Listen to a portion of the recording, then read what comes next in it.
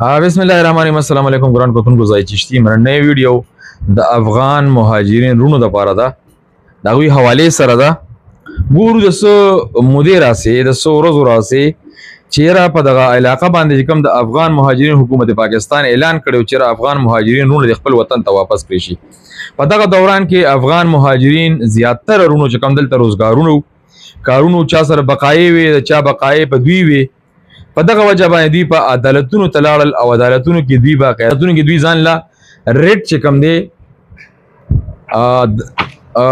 جمع کو په عدالت کې ځای په ځای باندې دا ریټونه چې کم دی جمع شوي دي. بعضې رونو ته چې کم دی د عدالتونو نه هغې ته باقاعده د عدالت نه ډګرۍ ملو شوي دي. ډګرۍ داسې ملو شوي ده تاسو زه ښیم ډګرۍ داسې ملو شوي دي چې په دې ډګرو کې دا عدالت حکم کړی دی ناد راته چې یره دوی ته باقاعده ټوکن ایشو شي او دوی له چې کم دی شهریت ورکړي شي. اوس د دې نه بعد چې کم دی مقامی کم چې کم پولیس دی د شب قدر د خواجه اوس پولیس خبره وکړو ځکه چې په مټه مغل خیل کې زیاتر افغانیان چې کم دي تقریبا لس 15 شل کور په دې ځای کې آباد دي او دوی سره باقاعده چې کم دی حکومتي عدالتي د کاغذونه موجود دي. نو دوی د پراګرس د لپاره د خپل پراګرس بڑاولو د لپاره دوی د افغان مهاجرین روجتي او دوی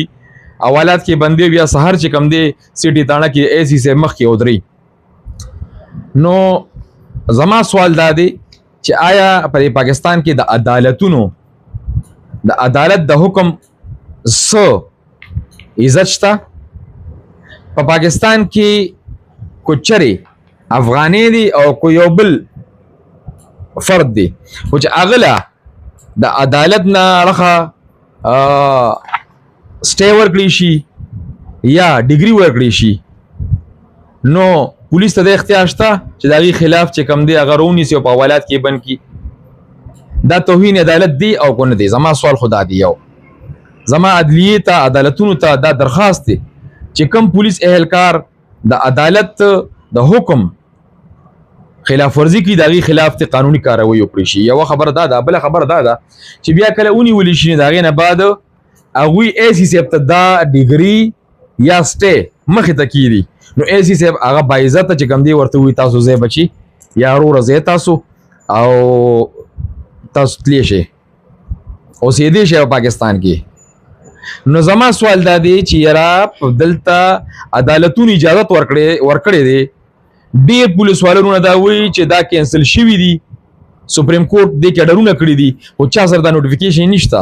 چا سره دا حکمنامې نشته د سپریم کورټ د ځان خبرې کوي د خپل پراګرس لپاره دا خبرې کوي. نو په دې خوره باندې په دې ملک باندې د دې نه علاوه ډېرې خبرې دي او چرې پولیس خپل کار په هغې باندې صحیح معنو سره کوي نو کیدای شي چې پراګرس هم هغې سره ډېر شي منشیات خرڅېږي د منشیاتو نه علاوه نور جرایم کیږي. په دا حوالې سره د پولیس خپل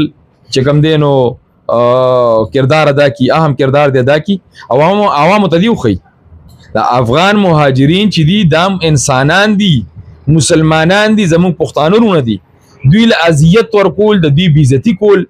د دوی کورونو ته بغیر لیډیز ورتک دا په کوم قانون کې دي؟ زما حکومت ریاست ذمہ دارو ته دا خواست دی چې مهرباني وکړي په دې خبره سوچ وکړي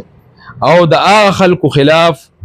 کاروي وکړي چې کم خلک د دې مسلمانانو پښتنو رونو افغانیانو بې عزتي کوي او د دوی چې کم دی نو تذلیل کوي بار بار. ډېره مننه والسلام.